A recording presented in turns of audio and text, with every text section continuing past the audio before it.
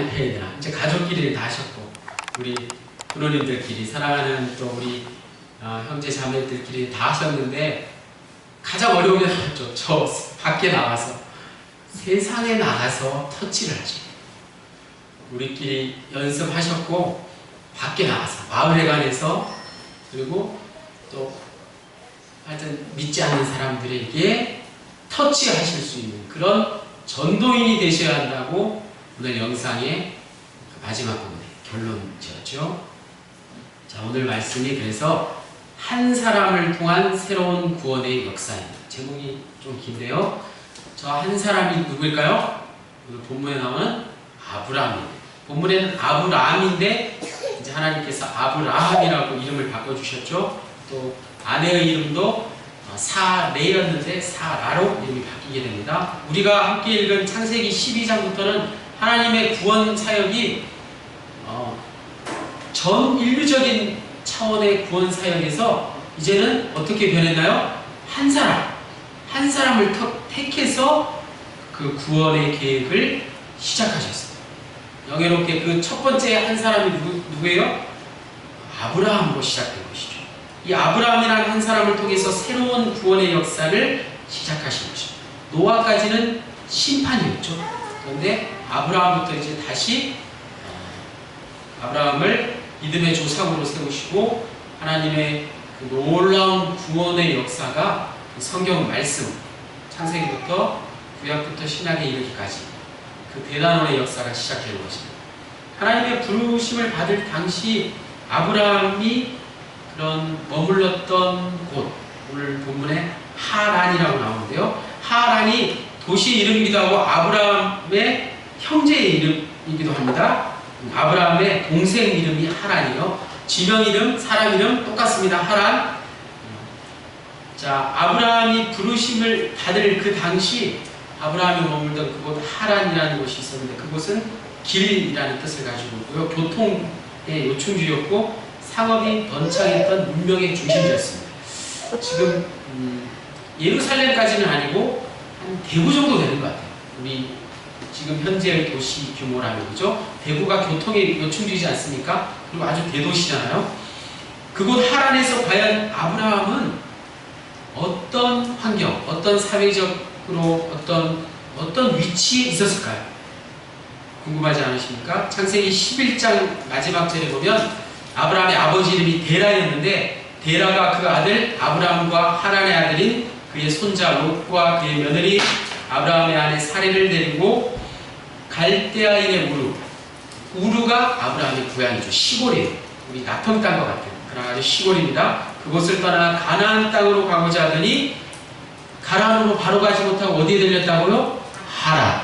그러니까 서울을 가려다가 지금 대구에 머물렀다고 생각하시면 됩니다.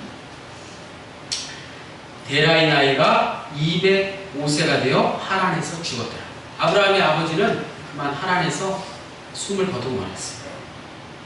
아브라함은 아버지 데라 때 일찍이 갈대아 우르에서 하란으로 이주해온 이주민이었어요. 여러분, 이주민 하면 생각나시죠? 지금 우리들 주위에 이주민들 많이 있잖아요.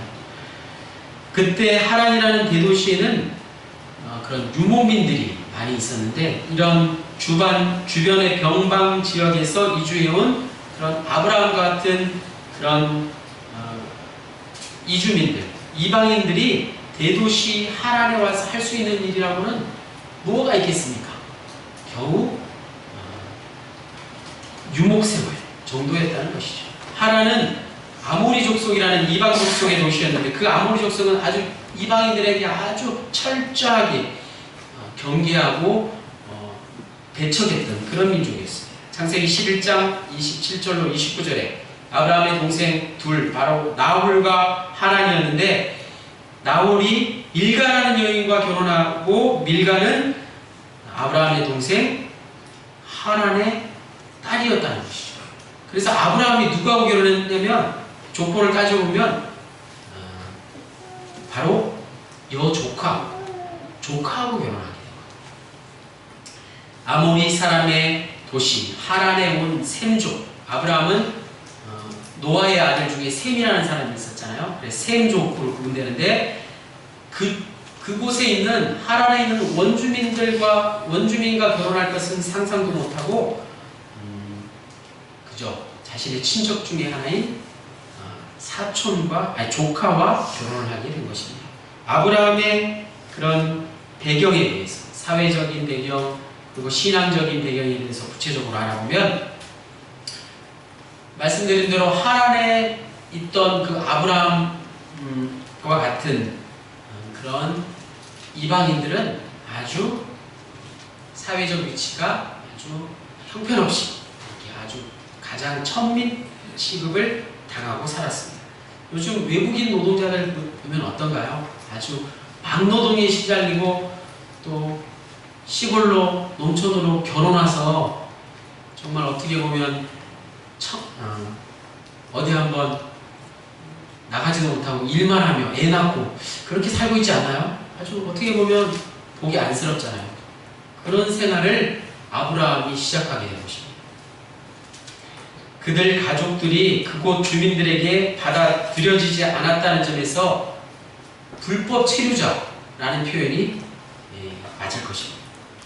우리가 바로 그런 믿음의 조상 아브라함의 후손이니 우리도 아브라함과 같은 그런 이방인 그리고 불법 체류자와 같은 그런 처지를 잘 이해해 줄 수 있어야 하는 것입니다. 외국인 이주 노동자들이 지금 우리나라에서 생활하고 있는 모습들을 보면 인권 보호 문제, 또 차별 문제, 그 다음에 여러 가지 문제들로 인해서 너무나도 힘겹게 살고 있지 않습니까?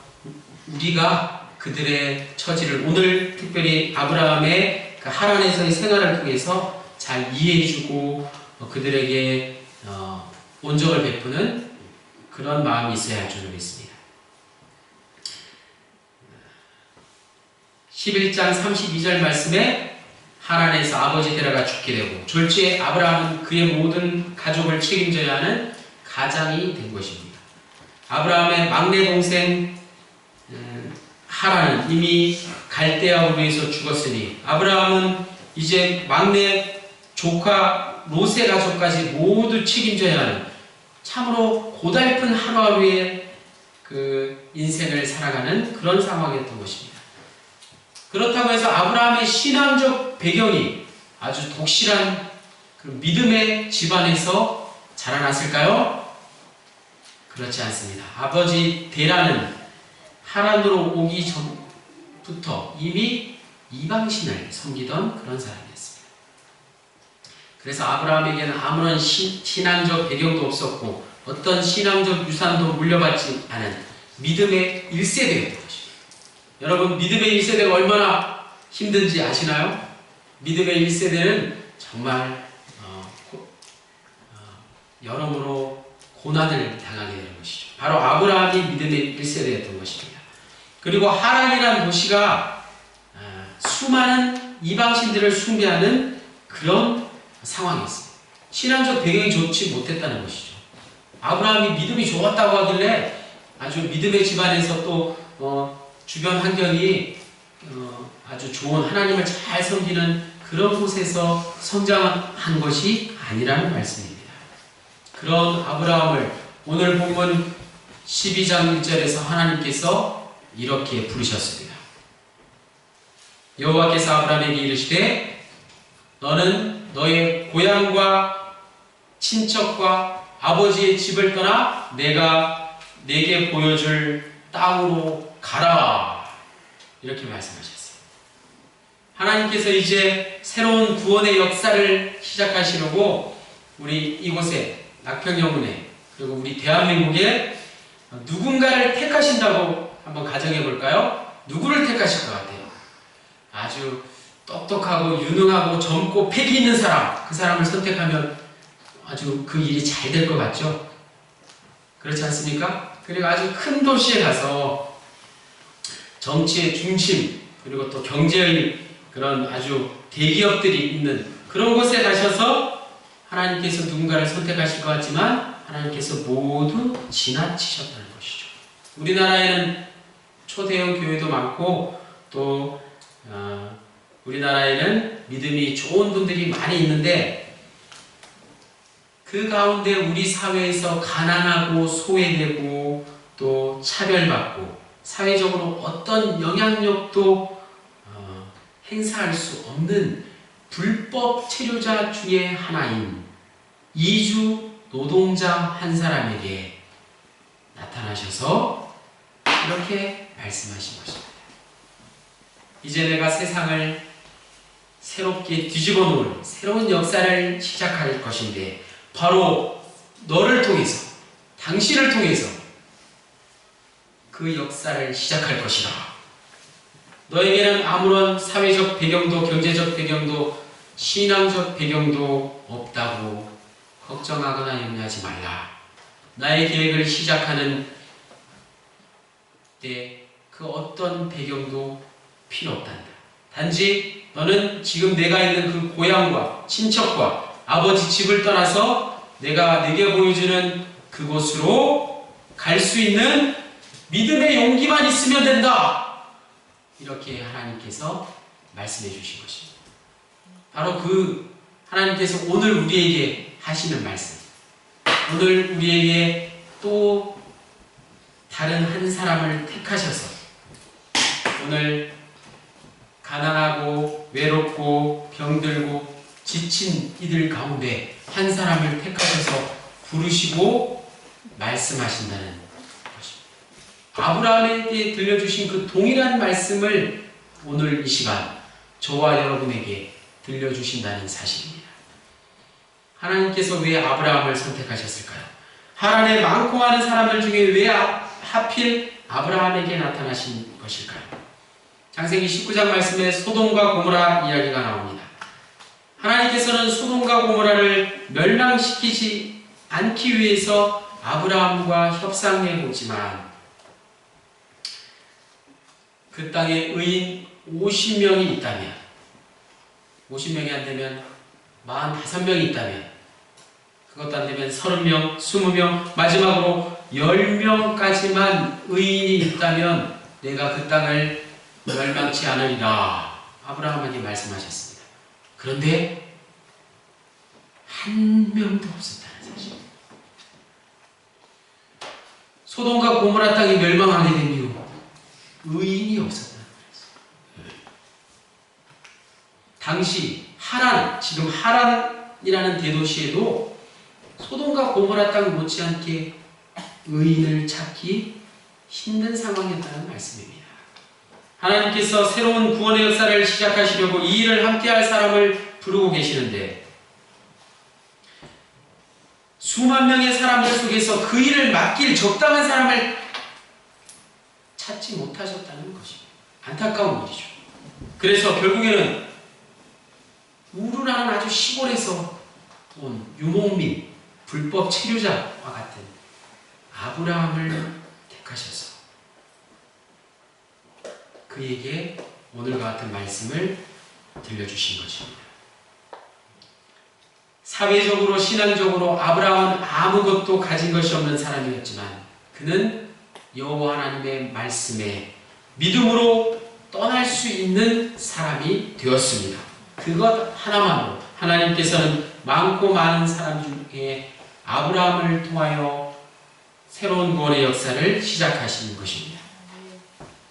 지금 우리가 상식적으로 다시 한번 생각해 보아도 왜 대도시 하란에 인구가 도대체 얼마였는데 저 대구의 인구가 얼마입니까? 그렇게 사람이 많은데 하나님께서 부르실 때 그 하나님의 부르심에 응답하고 순종할 사람이 아브라함 한 사람뿐이었을까 하는 의심을 갖게 되지만 소돔과 이야기를 떠올리며 아 그렇구나 정말 하나님께서 아브라함 한 사람밖에 찾지 못하셨겠구나 라는 생각을 갖게 됩니다. 가진 게 많으면 많을수록 하나님의 말씀에 순종해서 내가 가진 것을 내려놓고 떠나기가 쉽지 않다는 말씀이죠. 만약 아브라함이 상대적으로 시골인 우르가 아니라 원래 하란이라는 대도시에서 거하는 사람이었다면 하나님의 부르심에 흔쾌히 응답할 수 있었을까요? 상업의 도시 하란에서 가장 대표적인 기업의 상속자이며 아버지 데라는 돌아가셔서 이제 아버지의 기업을 아브라함이 물려받게 된 때였다면 그때에도 아브라함이 하나님의 명령에 순종하여 순수히 길을 떠날 수 있었을까요? 왜 하나님께서는 거대한 도시 하란에서 그 수많은 지식인들, 도시인들, 종교인들, 권력자나 정치인들을 택하지 않으시고 중심에서 한참 벗어나 있는 이주해온 떠돌이 유목민 아브라함을 택하실 수밖에 없으셨는가? 그것은 거대 도시 하란에서는 그 누구도 자신의 모든 것을 내려놓고 하나님이 가라시는 그곳으로 떠나야만 하는 그 부르심에 응답할 수 있는 사람이 없었다는 사실입니다. 그러기에 그들이 가지고 있던 것들, 소유하고 있는 것들, 누리고 있는 것들이 너무나 컸다는 사실입니다. 지금 이 시간, 오늘 이 시대를 살아가는 우리들이 이 말씀을 한번 깊이 생각해 보기를 원합니다. 우리도 떠돌이 유목민 아브라함과 같은 시절이 있지 않았습니까? 불교와 유교 문화에 익숙한 우리 사회에서 초기 기독교는 매우 낯설기만 했습니다. 초기 기독교인들은 매우 가난했고 아주 소수의 집단이었습니다. 하지만 그 시절에 하나님께서 가라 하시면 그 명령에 순종할 수 있는 그런 믿음이 있었다는 사실이죠. 그런데 점점 사회가 발전하고 우리나라가 경제 발전이 일고 모든 것이 부유해지고 풍족해지면서 여러분 가라 했을 때 과연 갈 수 있는 사람이 우리 그리스도인 중에서도 몇이나 되겠습니까? 하나님의 새로운 구원의 역사를 위해서 모든 걸 다 내려놓고 떠나라고 말씀하실 때 이제 모든 걸 내려놓기에 우리가 들고 있는 것들이 내 손에 들고 있는 소중한 내 재산, 내 물질들이 너무나 많아진 건 아닌지 말씀에 순종하여 떠나는 것 대신에 그저 현실에 안주하여 움직이려 하지 않는 그 대도시 하란에 거주하던 사람들과 같이 되어가고 있는 건 아닌지 그것을 현실에 안주하는 사람이라고 합니다. 우리는 어느 때부터인가 아브라함의 신앙, 곧 아브라함의 영적인 패기를 잃어버리기 시작하고 있습니다. 아브라함의 영성이란 무엇입니까?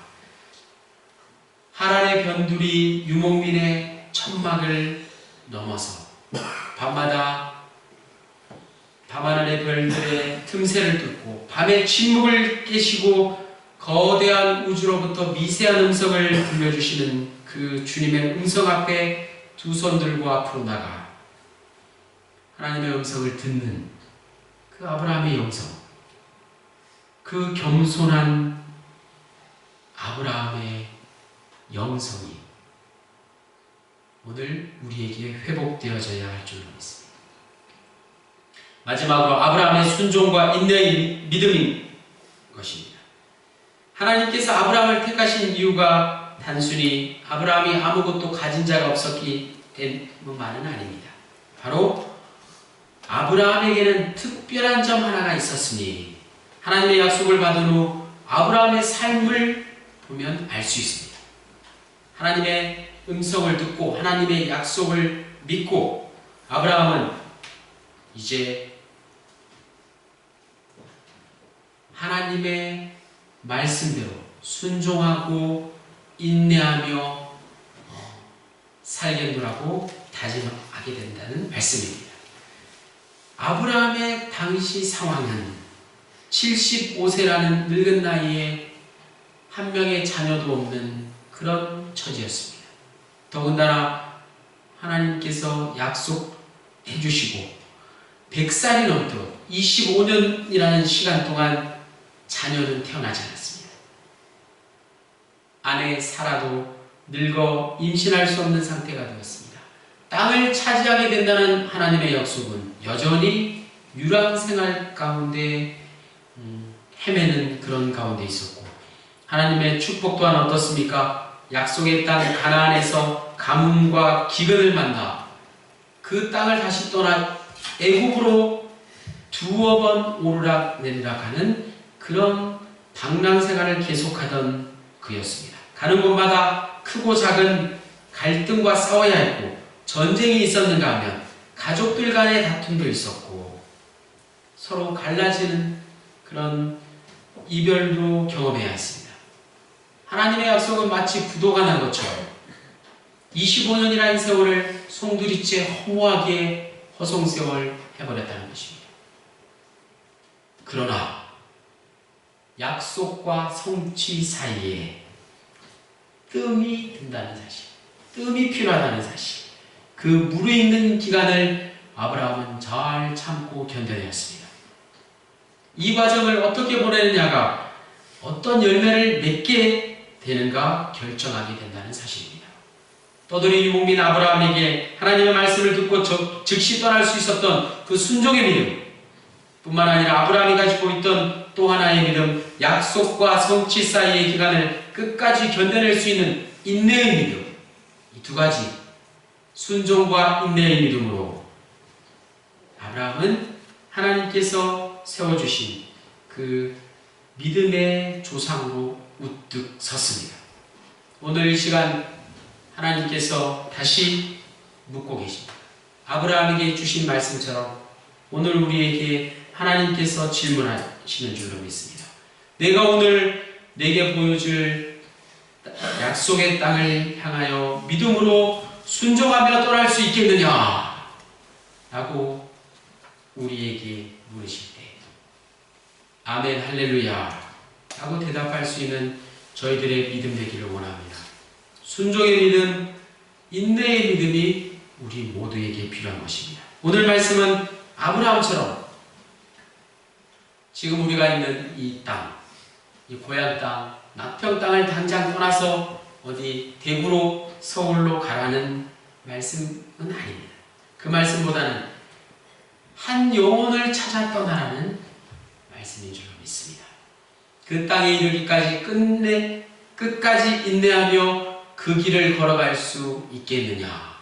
이 말씀의 의미가 곧 사랑하는 이의 영혼 구원을 위해서 끝까지 참으며 그 노력을 포기하지 않겠느냐라는 말씀인 줄로 믿습니다.